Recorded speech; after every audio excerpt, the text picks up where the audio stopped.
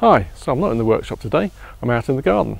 I've just come back from a short holiday and I've got plenty of jobs to do around here that are going to keep me busy for a while.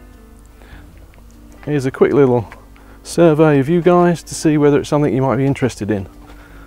So first of all, I've got this trellis work which I built some perhaps 15 years ago, and we've got a broken post broken off down in its socket, so that's going to need replacing, and because that's all tied together with a little bit of an archway, we're going to need to either lengthen that post or get a new post in there.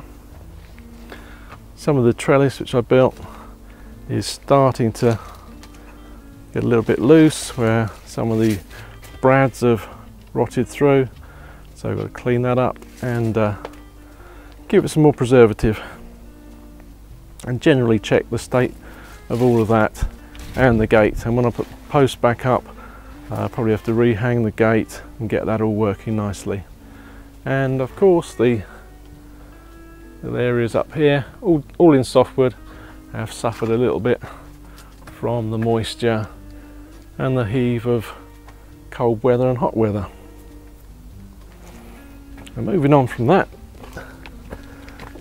I see some stumps around the place where I cut those trees down a couple of years ago. I think I showed that video. I'll show you that piece of fence because that's quite interesting. Look how much that has bowed. Unbelievable. That's the poor quality of fencing materials you can get in this country. But on to now, this is the little open tea house structure decking that I built, again about 15 years ago, and it's lasted pretty well. It's Iroko, but a couple of spots like here you can see we've got a little bit of rot, so that needs replacing. The railing structure above it, that's actually tied in to mortises in this rail, mortises going into the post at both ends, so actually getting that railing system removed now so I can get access to that board is going to be quite tricky. And then over this side we have a single board which has rotted out quite obviously here. Now, thankfully I did use stainless steel screws, so that should be easy to take out, and then we should better replace it with another one. So I'll be milling up two new boards and scribing this one to fit around the post. Now, decking out in the open actually looks quite good, but we've got a problem here with a temporary solution. This is to keep foxes out. They've been burrowing underneath the fence, probably can't see. They burrowed under there to get into the garden. They also make a right mess, so a more permanent solution is needed there.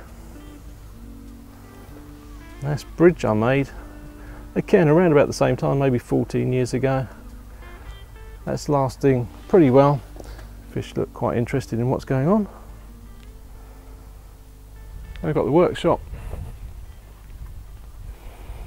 It's desperately in need of some more treatment on the outside. It's softwood again, but it's holding up quite well. So good treatment of preservative on the outside. That's probably all it needs. I'll just check the seals around the windows.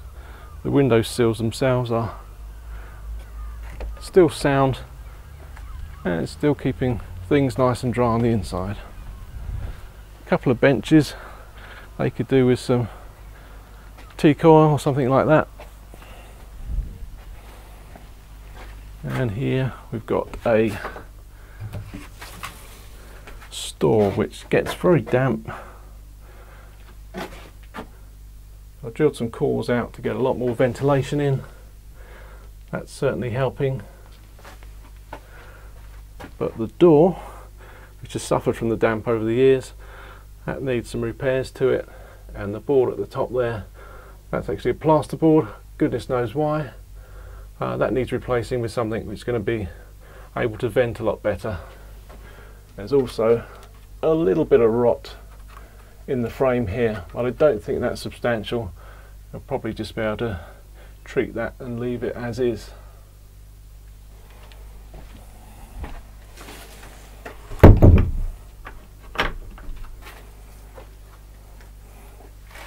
So you see, that's plywood. It's just got a little bit damp. And lastly, this is a shed on the other side of the house, and again that needs a lot of treatment. That's ply. It's got a nice patterning on it. Wants good treatment all over it, but at the bottom, a little sill, there's a bit of tongue and groove, and that's eventually given up, fallen out. So we'll need to try and replace that. If you fancy seeing me tackle those jobs on the channel, then just let me know.